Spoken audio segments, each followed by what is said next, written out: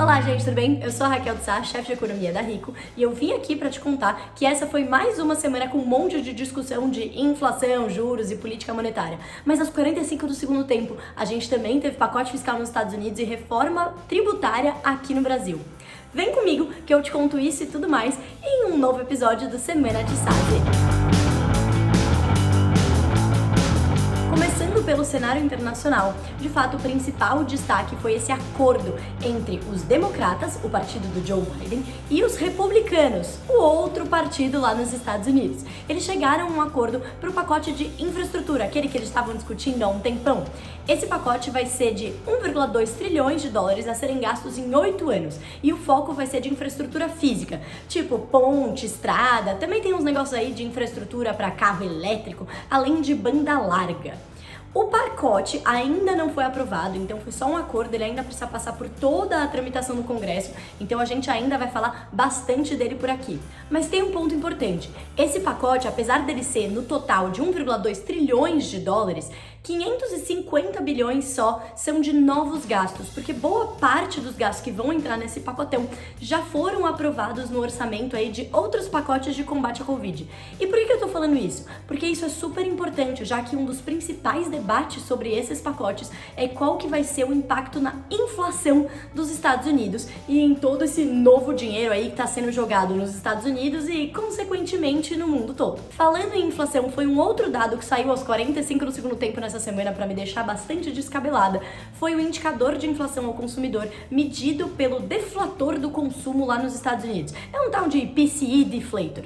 O que importa pra gente? Importa que ele veio em linha com o esperado pelo mercado, indicando que grande parte das altas de fato está relacionada a movimentos que devem ser temporários, apesar de serem maiores do que muita gente esperava.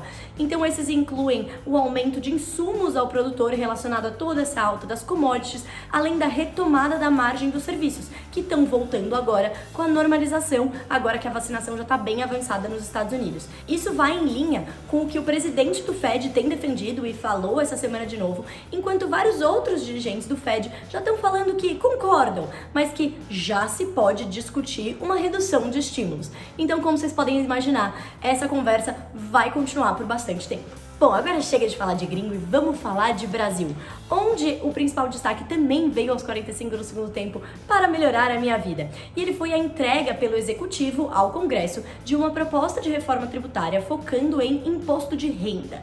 A ideia central do governo é reduzir o imposto sobre o trabalhador assalariado e aumentar sobre rendimentos de capital. Oi? O que isso significa?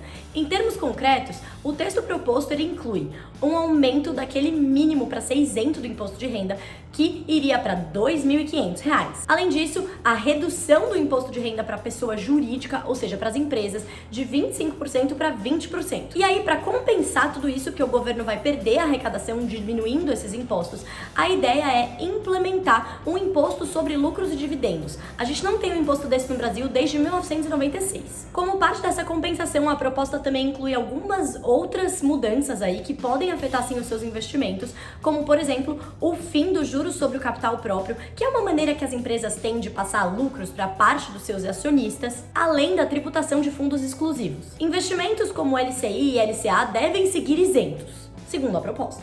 Mas calma, gente, não é hora para desespero, porque ainda tem muita água para rolar aí nessa ponte, tem muita discussão para acontecer. Esse foi apenas o primeiro passo. A entrega do Executivo ao Congresso da proposta, ela ainda tem que ser analisada, votada e, além de tudo, ela vai cair aí no contexto das outras discussões de reforma tributária, que também incluem propostas para tributação de bens e serviços, como a criação do imposto sobre bens e serviços único a nível federal, que seria o CBS. Ou seja, a gente ainda vai ouvir muito sobre isso e com certeza a gente vai te trazer todas as informações de como isso afeta a sua vida e os seus investimentos por aqui e todos os outros canais da Rico. E como não é só de política que se vive a economia, a gente teve outros destaques importantes nessa semana que tem a ver com inflação e política monetária. O primeiro foi a divulgação de dois principais documentos aí pelo Banco Central. A ata do Copom, daquela reunião que levou a Selic para 4,25%, e o relatório trimestral de inflação, que é um relatório longo que traz vários detalhes do que a autoridade monetária está pensando. Bom, e o que isso importa aqui para nós réis mortais? que reforçou a nossa visão de que o Banco Central deixou a portinha aberta para subir um pouquinho mais a Selic além da taxa neutra, que é 6,5, aquela que não estimula nem desestimula a economia. Mas calma, isso não significa que ele abriu a porta aí para os 2 dígitos. A gente está falando de talvez uns 6,75. E é importante dizer que é tudo isso para controlar a inflação. E falando em inflação, a gente teve dados essa semana também do IPCA 15, aquele que mede do dia 15 ao dia 15 do outro mês. Ele veio super em linha com o esperado, apesar de a gente olhar para a inflação acumulada em 12 meses, está acima de 8%. E o que isso significa? Significa que a inflação, apesar de alta, está caminhando como a gente espera, e ela deve dar uma reduzida nos próximos meses e acabar o ano em 6,2%, o que ainda é alta e acima da meta do próprio Copom, mas olhando para o ano que vem, deve continuar nessa tendência de queda até chegar bem próximo à meta do Copom do ano que vem, que é 3,75% ao ano. E agora para o nosso último tópico, ligado a tudo isso, uma notícia que todo mundo gosta, que é o dólar está caindo em relação ao real. Pois é, a semana toda o dólar viveu aí abaixo do patamar de R$5. E o que está levando tudo isso a acontecer? Eu conto para vocês em muito mais detalhes em um vídeo lá no meu Instagram, mas tem tudo a ver com o que eu acabei de contar hoje e na semana passada sobre política monetária. Com a nossa taxa de juros subindo aqui e a taxa de juros lá nos Estados Unidos no mesmo lugar, essa diferença que a gente chama de diferencial de juros faz com que os investidores pensem, olha, talvez está valendo a pena ficar lá investido em reais. E isso traz a moeda estrangeira e impacta o nosso câmbio, fazendo com que a nossa moeda se valorize. É claro, tem vários outros fatores que estão influindo no câmbio e entre eles é a percepção de risco fiscal aguda menor. Mas vai lá no meu Instagram que eu te conto mais detalhes sobre isso. Então agora, o que esperar para a semana que começa?